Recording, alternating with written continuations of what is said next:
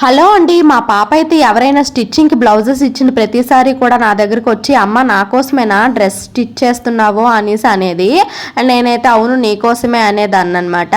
And stitch చేసి ఇచ్చేసిన ప్రతిసారి కూడా ఏడ్చేది, నా కోసం అని కుట్టి వాళ్ళకి ఎందుకు ఇచ్చేస్తున్నావు అని చెప్పి.